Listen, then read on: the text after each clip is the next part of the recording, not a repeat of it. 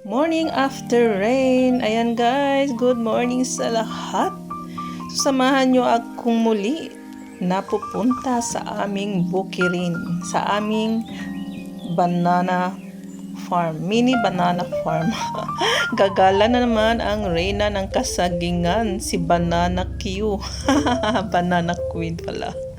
So, dito kami dumadaan sa gitna ng palayan, guys. Ayan. So, yung mga malilit na bahayan, mga ano yan, nagtitinda ng mga street foods. So, maraming tao dyan pag bandang hapon na. So, ngayon, umaga pa, tahimik pa siya. So, ayan. Dito kami sa may mga palayan. Napaligiran ng palayan ang both sides. Ayan. So, meron kami ding palayan banda rito. So, hindi ko na ipapakita. So, ayan, 5 minutes to ride lang, guys. Malapit lang sa aming bahay, yung bukid namin. Bukid na walang bulubundukin. Ganito lang din kikita nyo. Ano siya, malapad lang, hindi siya mabundok na parang sasakain mo talaga paglakad, aakyatin. Hindi. So, ayan, nandito na tayo. Just a few minutes more to go. Makakarating na tayo sa aming mini banana farm. So, time check dito guys sa Bangladesh, 9 o'clock in the morning. So, kakatapos lang ng ulan, malakas na ulan. Kaya ayan, may ambon pa konti, pero napasugod kami dito kasi tinawagan si Mr. sa bahay na taga doon na malapit sa farm namin.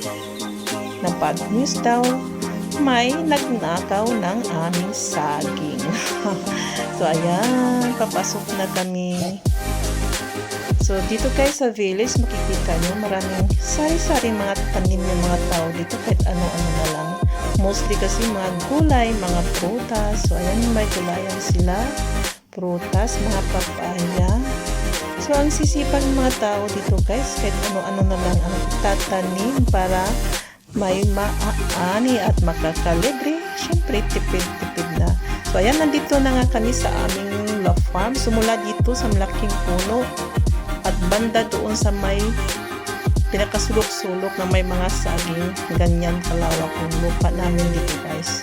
So, hindi naman solo yan, mister. May share din siya sa may ka-share siya ng mga brother niya. Kaya, yan, malaki siya. So, ayan, nandito na kami. Ayan, ito yung puno na dapat sana namin i-harvest this week. At naunahan kami na makakati ang kamay. So, ayan, wala tayong magagawa niyan. Talagang may ganyang tao. Nangunguha ng hindi sa kanya ang tanim. O, diba? Kahit saan naman talaga may kanyan. Magnanakaw. So, ayan, i-check pa namin kung may iba pa ba na pinuputol o ninanakaw. Kasi this week, dapat 3 yung i-harvest namin. 3 puno. Last week, nandito kami, naka-harvest din kami ng 3. So, binibilang na namin na this week, may 3 din uli kami i-harvest. So, ayan, chine-check namin lahat. Kung nandito pa ba yung gusto namin i-harvest. So, sad to say, isang puno ang ninanakaw. Yan.